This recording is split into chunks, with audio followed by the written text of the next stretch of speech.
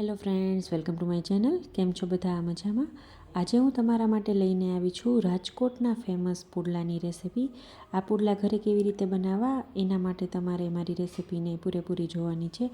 એકદમ સરસ ટેસ્ટી એવા અને ખૂબ વેજીટેબલથી ભરપૂર આ પુડલા બને છે. તો આપણે બનાવવાની શરૂઆત કરીશું. એના માટે મેં અહીં 5થી 6 નંગ જેટલા ટામેટાં લીધા છે. બધી સામગ્રીને મેં ચોપરમાં ચોપ કરી લીધી છે. તો ટામેટાને પણ ચોપ કરી લેવાના. લીલી ડુંગળી લીધી છે 250 ગ્રામ જેટલી, એને પણ ચોપરમાં ચોપ કરી લીધી છે. મેથી અને કોથમીરના પાન છે એને ઝીણા ઝીણા સમારી લીધા છે. 50 ગ્રામ જેટલું લીલું લસણ લીધું છે, એને ચોપરમાં ચોપ કરીને લીધું છે. અને 2 નંગ લીલા મરચાં લીધા છે. 3 ઇંચ આદુનો ટુકડો લીધો છે. એને આપણે જે ચીઝની ખમણી આવે છે એમાં ખમણી લેશું, કેમકે એ ઘણીવાર કોઈને મોઢામાં પીસ આવશે તો એ ન ગમતું હોય, એટલા માટે એને હું ખમણીને લઈ રહી છું. આ મેજરમેન્ટથી 5 બાઉલ જેટલો ચણાનો લોટ લીધો છે. ચણાનો લોટ કે બેસન ગમે તે તમે લઈ શકો. રેગ્યુલર જે દાળ શાકની વાટકી હોય એ વાટકીનું મેઝર કરીને મેં અત્યારે 5 વાટકી જેટલો ચણાનો લોટ લીધો છે. અને આ પુડલા છે એ 6 વ્યક્તિઓ માટે ડિનર માટે હું બનાવી રહી છું, તો તમે એ રીતે મેઝર કરીને લઈ શકો. હવે આપણે જે ટમેટાં ચોપ કરેલા હતા એમાંથી અડધા ટમેટાં છે એ આપણે ચણાના લોટમાં એડ કરીશું, અને અડધા ટમેટાં છે એ આની સાથે બનાવવાની ચટણી માટે રાખી દઈશું. તો અડધા ટમેટાં છે એ મેં લઈ લીધા છે. લીલી ડુંગળી છે એ લેવાની છે. આમાં અત્યારે શિયાળામાં લીલી ડુંગળી, લીલું લસણ એ બહુ સારું આવતું હોય છે, તો એનાથી જ આ પુડલાનો ટેસ્ટ છે એ સરસ આવતો હોય છે. ત્યારબાદ એમાં મેથી અને સમારેલી કોથમીરના પાન છે એ એડ કરી દેશું. લીલું લસણ છે એ એડ કરી દેશું. લીલું લસણ પણ ખાવામાં ખૂબ જ સારું છે. 1 નંગ જેટલું મરચાંને આપણે એડ કરી દઈશું. એટલે અંદાજિત 1 ચમચી જેવું સમારેલું મરચું છે એ લઈ લેશું.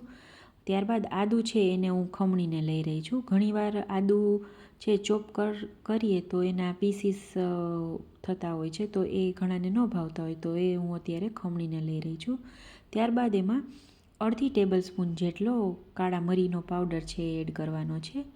સ્વાદ પ્રમાણે મીઠું એડ કરી દઈશું. ત્યારબાદ એમાં 1 ટીસ્પૂન જેટલી હળદર એડ કરી દેવાની છે. આમાં ડ્રાય મસાલાનો ઉપયોગ બહુ ઓછા પ્રમાણમાં થતો હોય છે, કેમ કે આપણે વેજીટેબલ જ એટલું અંદર એડ કરીએ છીએ કે બીજું કંઈ બહુ એડ કરવાની જરૂર પડતી નથી. વેજીટેબલમાં તમે ખમણેલું કોબીજ અને ખમણેલું ગાજર પણ ઘણા લોકો નાખતા હોય છે, પણ બેઝિકલી રીતે આ પુડલા છે એ આ રીતે જ બનતા હોય છે. ત્યારબાદ એમાં આપણે જે થોડા પાન વધ્યા હતા એ ફરીથી એડ કરી દઈશું. હવે બધી સામગ્રીને આપણે પહેલાં સારી રીતે મિક્સ કરી દઈશું. અત્યારે આપણે પાણી એડ નથી કરવાનું, કેમ કે બધા વેજીટેબલ છે એ થોડા જ્યુસી ટાઈપના હોય. ડુંગળીમાંથી પાણી છૂટે, ટમેટામાંથી થોડું પાણી છૂટે, એટલે પહેલાં આપણે એમને મિક્સ કરશું. ત્યારબાદ આપણે જરૂર પડશે એ રીતે પાણી એડ કરી અને મિક્સ કરતા જઈશું. તો અત્યારે બધી સામગ્રી મિક્સ થઈ ગઈ છે. થોડું પાણી મેં એડ કરી અને મિક્સ કરી લીધું છે. તો આ રીતે આપણે પહેલાં બધું સામગ્રી છે એ સારી રીતે મિક્સ કરી લેવાની. ત્યારબાદ થોડું થોડું જરૂર પડે એ રીતે આપણે પાણી છે એ એડ કરતા જઈશું અને એને મિક્સ કરતા જઈશું. તો અત્યારે પાછું થોડું મેં પાણી એડ કર્યું અને ફરીથી પાછું મિક્સ કરી લઈશ. પછી પાછી જરૂર પડશે તો આપણે પછી થોડું પાણી પણ એડ કરીશું. જો મિત્રો તમે મારી ચેનલ પર નવા છો અને મારી ચેનલને હજી સબસ્ક્રાઈબ નથી કરી, તો મારી ચેનલને સબસ્ક્રાઈબ કરો અને બાજુમાં રહેલા બેલ આઇકન પર ક્લિક કરો, જેથી નવી નવી વાનગીની નોટિફિકેશન તમને મળતી રહે. તો ફરીથી હું થોડું પાણી એડ કરી અને બેટરને ફરીથી મિક્સ કરી લઈશ. આ રીતે આપણે મિક્સ કરવાથી બેટરમાં પણ વોલ્યુમ બનશે અને પુડલા છે એકદમ સરસ સોફ્ટ બનતા હોય છે. આમાં કોઈ પણ પ્રકારનો સોડા કે સાજીના ફૂલ કાંઈ પણ એડ કરવાની જરૂર નથી પડતી. આ પુડલા છે એ એમનેમ જ ખાવામાં ખૂબ ટેસ્ટી બનતા હોય છે. તો ફરીથી થોડું પાણી એડ કરી અને હું બેટર છે એ રેડી કરી લઈશ. તમે જોઈ શકો છો બેટરની જે કન્સિસ્ટન્સી છે એ એકદમ પરફેક્ટ આ રીતે બનવી જોઈએ. અને અત્યારે ટોટલ પાણી મેં પોણો ગ્લાસ જેટલું પાણી છે એ એડ કરી અને બેટર છે રેડી કરી લીધું છે. હવે આપણે ટમેટાની ચટણી છે એ બનાવી લઈશું. એના માટે 1 ટેબલ સ્પૂન જેટલું તેલ લઈ અને એમાં થોડું જીરું એડ કરી અને જે આપણે મરચાં ચોપ કરેલા રાખેલા હતા એ એડ કરી દઈશું.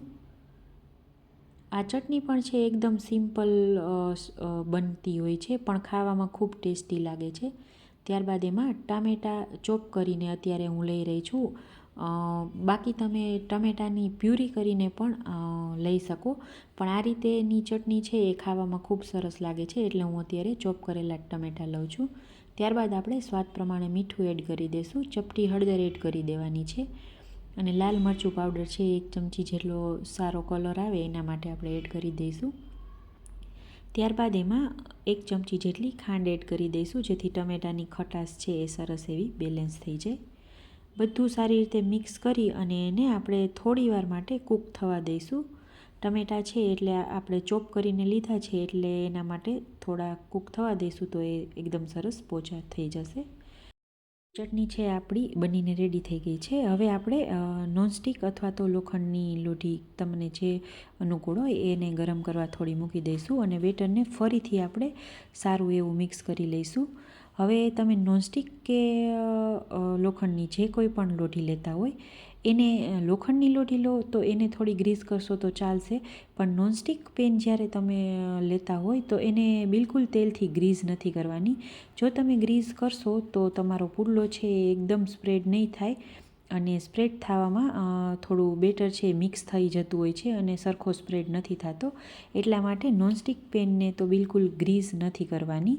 અને લોખંડની લોઢી પણ તમે લો તો એને પણ તમારે થોડું તેલ લગાવી અને થોડું કાપડથી સાફ કરી લેવાનું હોય છે, તો આ વાતનું ખાસ ધ્યાન રાખવું. હવે 2 મોટા ચમચા જેટલું બેટર લઈ અને એકદમ સરસ મોટી સાઇઝનો પુડલો છે આપણે બનાવી લેવાનો છે. જનરલી જે મૈકાના પુડલા પ્રોગ્રામમાં બનતા હોય છે, એ લોકો એ પુડલાનું બેટર છે એ હાથેથી સ્પ્રેડ કરતા હોય છે, પણ આપણે અત્યારે ચમચાની મદદથી સ્પ્રેડ કરી દેવાનું.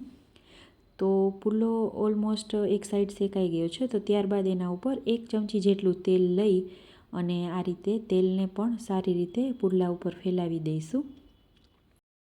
તો તમે જોઈ શકો છો આ રીતનો કલર છે એ થોડો ચેન્જ થાય એટલે આપણે પુડલાને બીજી બાજુ પણ શેકી લઈશું. ત્યારબાદ તમે પુડલાને ઉઠલાવશો તો પુડલો છે એકદમ સરસ ઇઝીલી પલટાવી શકાશે અને કોઈ પ્રોબ્લેમ નહીં થાય. જો તમે જોઈ શકો છો ઉપરનો કલર છે એ એકદમ સરસ ચેન્જ થઈ ગયો છે, તો આ વાતનું છે એ પણ ખાસ ધ્યાન રાખવાનું. તો સરસ મોટો પુડલો પણ ઇઝીલી પલટાવી શકાશે. તો હવે આપણે એને બીજી સાઈડ પણ સારી રીતે શેકી લઈશું. અને આ સાઈડ આપણે પહેલાં બેટર લગાવ્યું ત્યારે તેલ નહોતું એડ કર્યું, એટલે ફરીથી આમાં 1 ચમચી જેટલું તેલ એડ કરી અને એને સારી રીતે ફેલાવી દઈશું. ખૂબ ઓછા તેલમાં અને ખૂબ હેલ્ધી એવી વાનગી બનીને રેડી થાય છે.